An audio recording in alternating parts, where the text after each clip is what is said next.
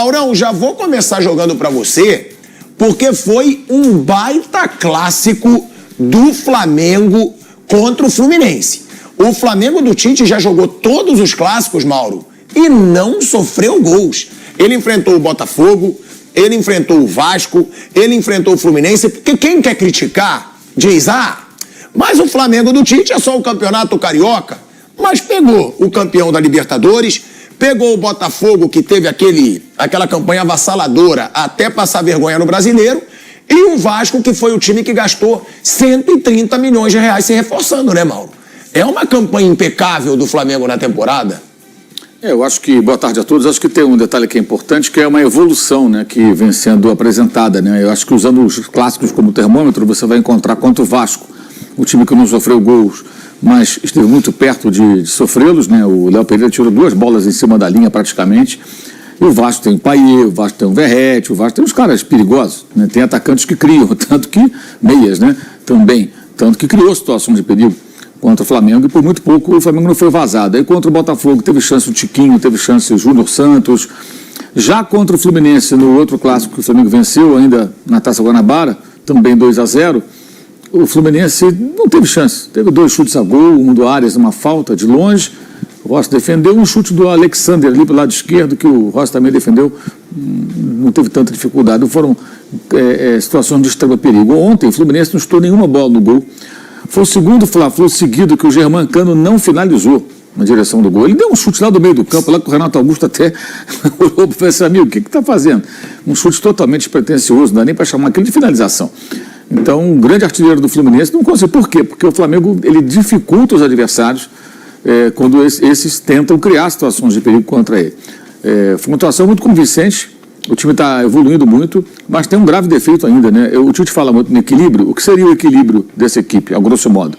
Um time que não toma gol ou que toma poucos gols. Claro que ele vai sofrê-los, mas se continuar assim ao longo da temporada, deve ser um time que sofra poucos gols, né?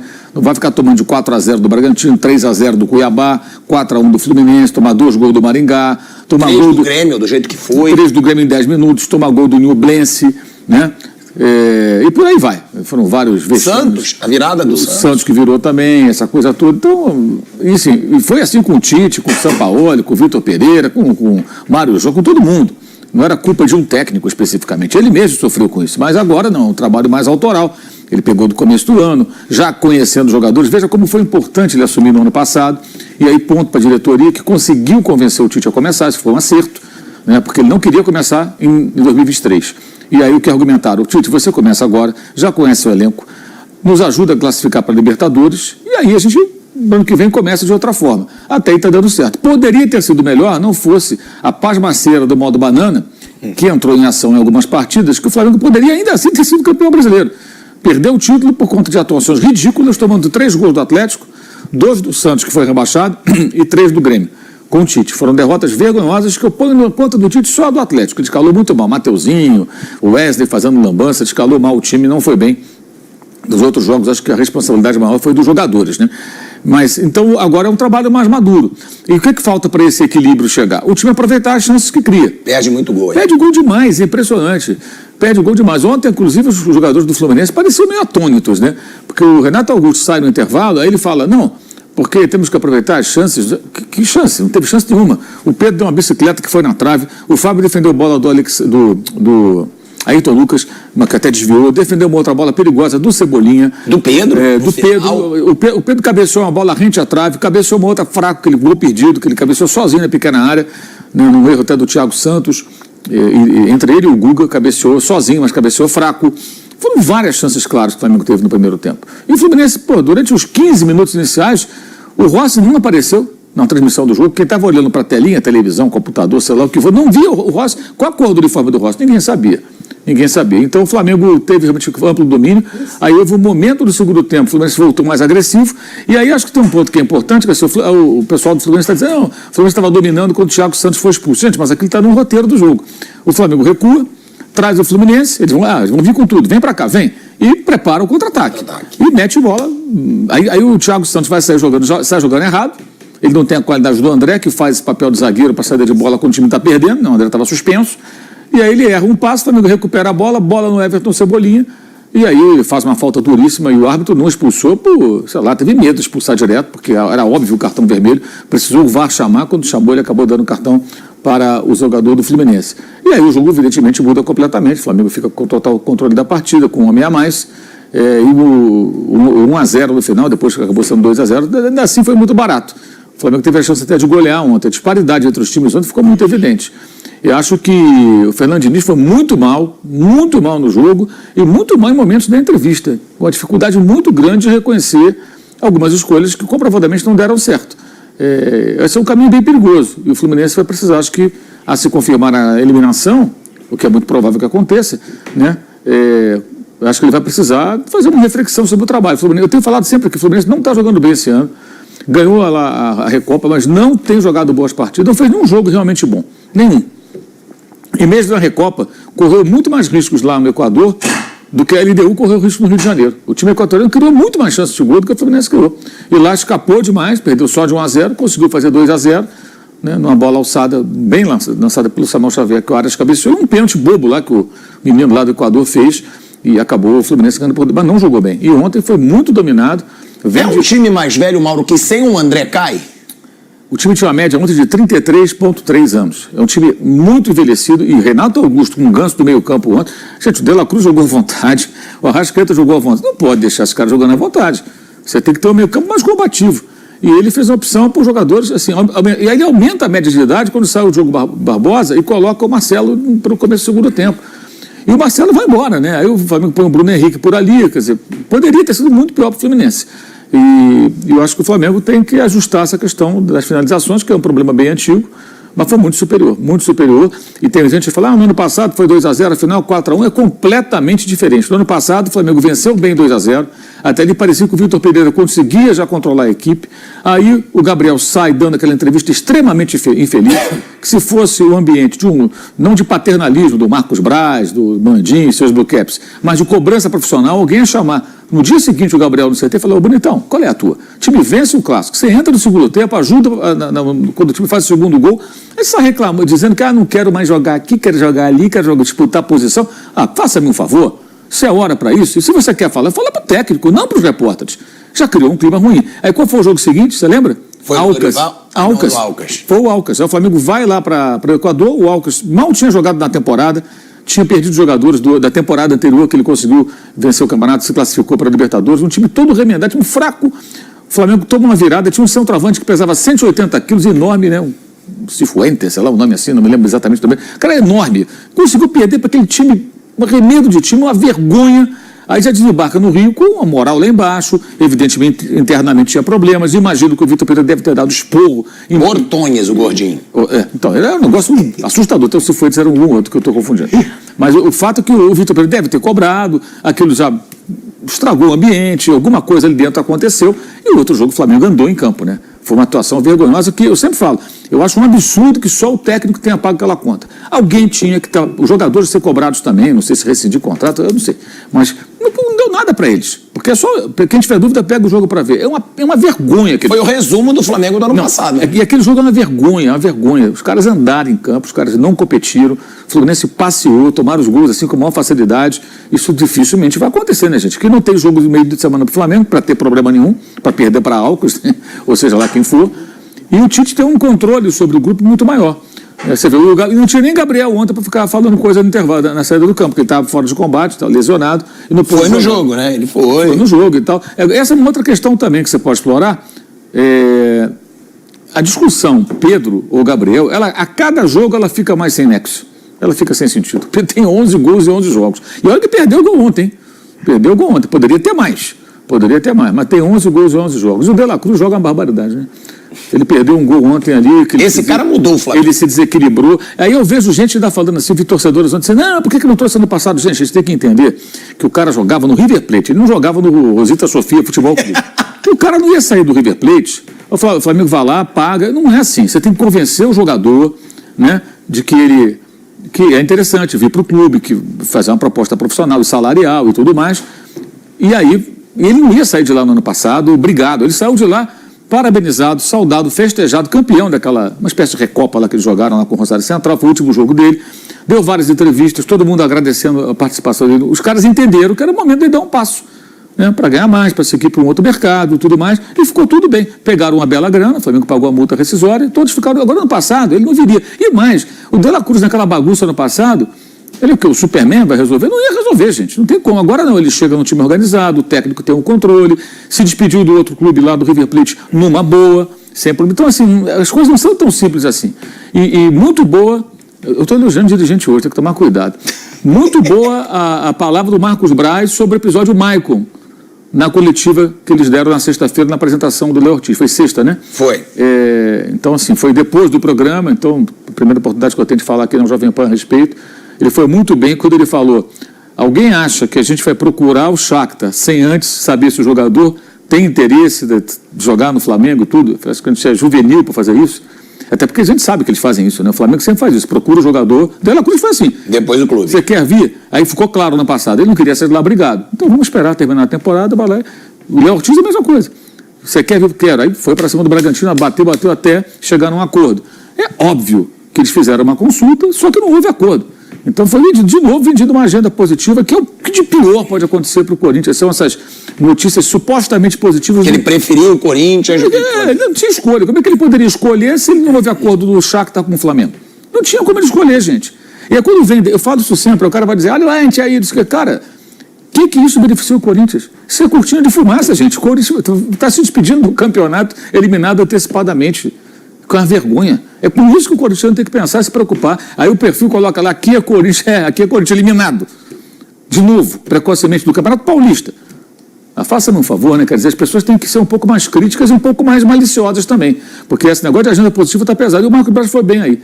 Eu tenho só criticado, não falta motivo para te criticar, mas ele foi bem. Porque ele realmente respondeu aquilo que é o óbvio, gente. Aí não chega quem não quer, entendeu? As pessoas têm que começar a olhar as coisas com um pouco mais de uma lupa, né? Para ver se conseguem perceber. Ô Mauro, antes de chamar o Bruno e o Flávio, uma pergunta, que o De La Cruz, ele mudou esse Flamengo, né? O De La Cruz mudou o Flamengo. E o que eu percebo é que o Flamengo está jogando melhor nesses últimos jogos. Por que eu digo isso? Porque o Gerson tá fora. Será que tem como o Gerson sair desse time? Porque quem tá jogando, o Luiz Araújo também tem entrado. O Flamengo tá jogando bem. Será que a escalação vai ter o Gerson no banco, ou você acha que mesmo assim o Gerson, quando ele voltar, ele vai barrar alguém? Porque eu tenho gostado do Flamengo do jeito que tá. Você tem ali o Pulgar e o De La Cruz, e os jogadores jogando abertos ali com o Pedro. Ali, acho que tem uma posição pro Gerson, que é o lado direito ali. Luiz Araújo. Luiz Araújo, que destoa, né? Eu acho que o Luiz Araújo é um jogador de um nível abaixo dos titulares do Flamengo. Ele é muito voluntarioso, ele ajuda muito sem bola. Até em jogos como o de ontem, eu acho que é importante começar com ele. Porque é o momento do jogo que vai ter muita pressão e é um cara que vai correr, vai voltar, vai marcar, vai trabalhar sem bola o tempo todo, vai deixar tudo em campo. Só que ele faz muitas escolhas erradas, né? Ontem ele é substituído depois de uma bola que ele pega do lado direito, ele não chutou, não cruzou, fez um sei lá o que com a bola, ele se precipita. Mas acho também que o Tite pode trabalhar melhor isso, sabe? Pô, calma, filho, vai com calma, faz assim, faz diferente, não define tão rápido, olha ao seu redor, um pouco mais de... Acho que pode lapidar um pouco, porque ele tem seus predicados. Mas hoje, eu acho que assim, a saída dele para a entrada do Gerson, acho que é uma tendência, mas no médio prazo, que o Gerson vai ficar uns 3 meses fora, né? Até o Gerson voltar, treinar, entrar em forma, vai demorar bastante só no Campeonato Brasileiro e nas outras competições. Então, mas eu acho que o buraco ali que existe ali para ele entrar é ali na direita. E até lá, a gente não sabe, por exemplo, como é que vai ser... O segundo volante já é o De La Cruz, né? Não tem como tirar. Não, esse acho que ele não vai mexer mais ali, não tem sentido. Porque ele começou com o De La Cruz mais à direita e o Gerson centralizado buscando a bola no meio dos zagueiros. Agora o Pulgar está fazendo isso, o De La Cruz joga um pouco à frente e com muito mais liberdade para circular. Eu acho que não faz sentido o Tite fazer uma mudança no posicionamento do Uruguai. Então, a chance de encaixar o Gerson seria pela direita, onde ele já jogou desde o tempo do Jorge Jesus. Como fazia, mal comparando, como jogava o Everton Ribeiro. É um ponta, que é um ponta armador, um cara que joga pelo lado, mas canhoto, quer dizer, o cara que vai trazer a bola para dentro, vai abrir o corredor para o lateral, ou para um jogador que cai por ali. Mas antes disso, acho que o Luiz Araújo vai ter que bater de frente com o Vitor Hugo, que vai disputar a posição com ele cada vez mais, que o Tite já definiu que ele joga ali pela direita, é outra característica, mas é um cara que entra na área. Finalizou ontem, o Fábio fez uma boa defesa, um garoto que tem potencial, 19 anos só, e com o Bruno Henrique. E aí com o Bruno Henrique pode ser parar o Bruno entrar na direita, ou então o Cebolinha mudar de lado. Acho que depende de qual desempenho vai ter o Vitor Hugo e o Bruno Henrique. Então, Cebolinha e Pedro estão garantidos. Por sem dúvida, sem dúvida. Acho que o Luiz Araújo que é o cara que corre risco ali com concorrências aí diretas, e uma terceira que pode ser o Gerson. Agora tem um cenário também que a gente sabe, que quando começar as competições, não vai ter essa molezinha de um jogo por semana, né? Vai ter jogo em cima de jogo, então vai ter jogador machucado, suspenso, jogador poupado por minutagem, desgaste, o fisiologista mostra relatório, aquela coisa toda, e aí o Gerson vai acabar jogando. Mas o time está definido, acho que hoje é isso, pode mudar uma peça ou outra, mas como na lateral esquerda. Note como ontem o Ayrton Lucas insistiu de ficar em campo mesmo machucado, porque agora tem disputa por posição. Para não perder a vaga. Ele voltou para o segundo tempo sem condição, aí com poucos minutos, 3 minutos, né? Ele já estava sentindo, saiu e entrou o Vinha. O cara não quer sair porque sabe, se eu demole aqui, o cara pode ganhar o meu lugar. E voltou a ser convocado, agora pelo Dorival Júnior, porque está jogando bem de novo. Isso não é coincidência. Nisso também o Tite está indo bem. Ele quer está estimulando disputas por posição e elas têm feito alguns jogadores crescerem de produção. Agora, Flávio Prado e Bruno Prado. A gente está falando aqui de um confronto que a gente chamou a atenção dos 2 últimos treinadores de seleção brasileira, que foi o Fernando Diniz e o Tite, estilos totalmente diferentes. Agora, no primeiro jogo, o Tite, da semifinal, acabou com o Fernando Diniz, né? Eu não sei, porque o André não jogou. Ele optou pelo Ganso e pelo Renato Augusto, eu achei errado, porque esses caras não têm padrão físico, vigor físico, para segurar um Flamengo que tem Pulgar, De La Cruz, Arrascaeta com a genialidade dele, aí a rapidez do Cebolinha, do Luiz Araújo, Pedro, que também é muito forte. E o Fluminense não existiu no Clássico. Não existiu. O Fluminense não ameaçou o gol do Flamengo. Eu não sei se eu estou certo, mas eu acho que não teve uma finalização no gol. Acho que não. Do Fluminense. No jogo inteiro. E o Flamengo sai com 2-0, podendo sair com 3 ou 4. Para mim, o resultado mais justo seria 3-4-0 para o Flamengo. O que falar desse confronto dos 2 treinadores, Tite com o Fernando Diniz? E já dá para dizer que o Tite tem tudo para fazer um trabalho excelente no Flamengo, de ganhar... não vou falar ganhar tudo, porque são muitos times fortes, de chegar muito forte para a disputa de todos os títulos do ano? Eu acho que sim. Para mim, o Tite já há uns 10 anos ele é o melhor técnico brasileiro. Né? Ele ficou fora do mercado de clubes, esteve na seleção, que é outro tipo de trabalho, né? Não, é diferente. Então, era até mais difícil de fazer uma comparação direta dele com outros treinadores.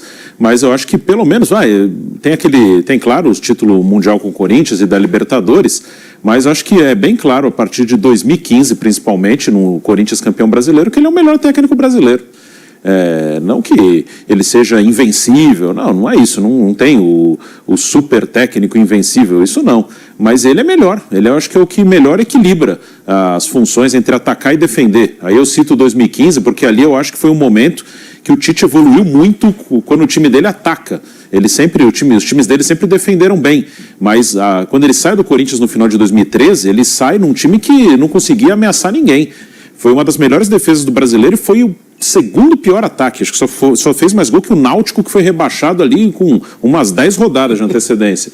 Era muito 0-0, 0-0. Ele empatou acho que 19 jogos em 2013. Ele para um ano, 2014 ele não trabalha. Em 2015 já é um outro Corinthians, né, que não ganhou a Libertadores e, consequentemente, claro, não ganhou o Mundial, como o time anterior ganhou de 11 e 12, mas foi campeão brasileiro jogando um belíssimo futebol. E se comparar com o título brasileiro de 2011, todos os números melhores, pontos, gols marcados, e a defesa ele manteve. Uma defesa que já era boa, ele se manteve sem tomar muito gol. Então acho que o Tite, ainda com um elenco muito forte na mão, que é o Flamengo, é um elenco muito bom, para mim, no papel, o melhor elenco do Brasil. Eu acho que ele vai perder muito pouco. Não é para garantir, vai ser campeão brasileiro, vai ser campeão da Libertadores. Não tem como garantir isso, principalmente os mata-matas. O brasileiro que é mais louco. É isso que eu ia falar. Pelo que ele está mostrando, brasileiro, o Flamengo é favorito, certo? Eu acho que é o favorito. Porque não leva gol. Tem um time fortíssimo. Para pontos corridos é muito bem contado esse Flamengo. Que dá para...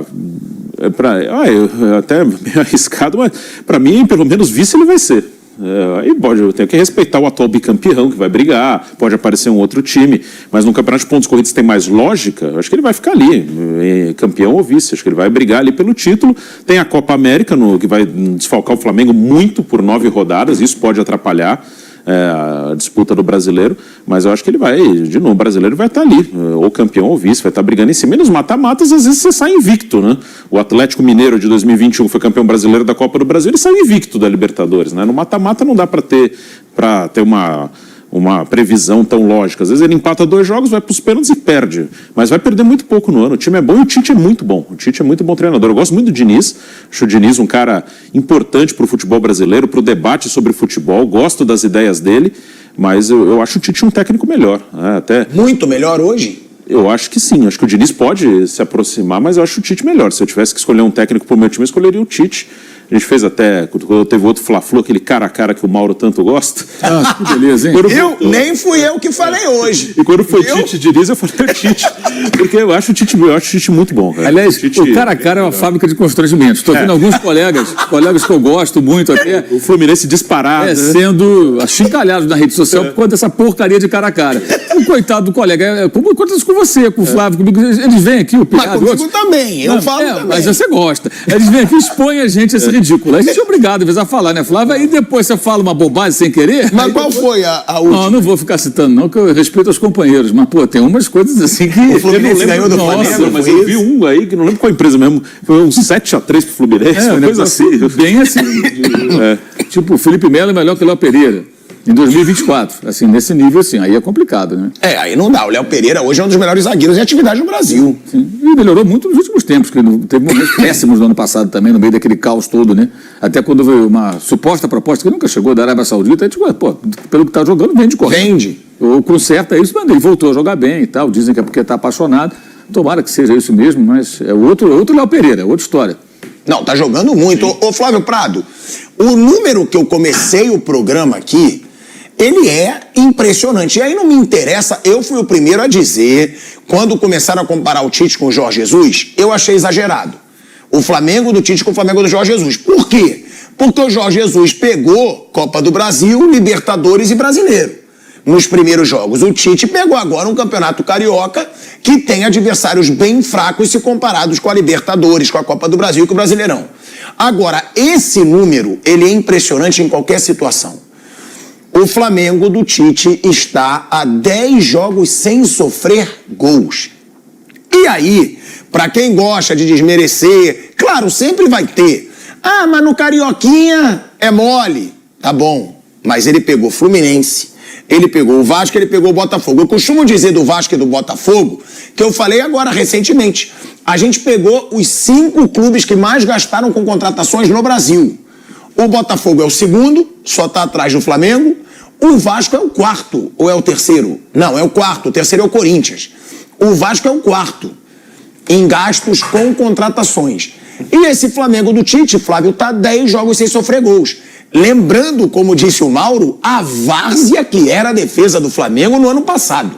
Gente, eram gols ridículos, eram jogos ridículos, era zagueiro que não pulava em bola aérea, era jogador acomodado que não marcava lá na frente, era um Flamengo ridículo quando queria, como eu falava na época, sem vergonha na cara. E hoje a gente vê um Flamengo como esse. É claro, acho cedo para o torcedor dizer, vamos ganhar tudo, que tem muito já falando isso, mas o torcedor pode. Agora, esse número do Tite, Flávio, pode ir ainda mais longe, porque tudo leva a crer que o Flamengo pode até encerrar esse Carioca sem sofrer gol. Olha, Pilhado, boa tarde aos amigos. Eu não tomo o campeonato regional com referente de nada, realmente não. Então eu estou olhando o Flamengo, a montagem do time, a maneira como o time está jogando. E dá para arriscar que o Flamengo vai brigar muito por todos os títulos. Ele é favorito em todas as competições, todas.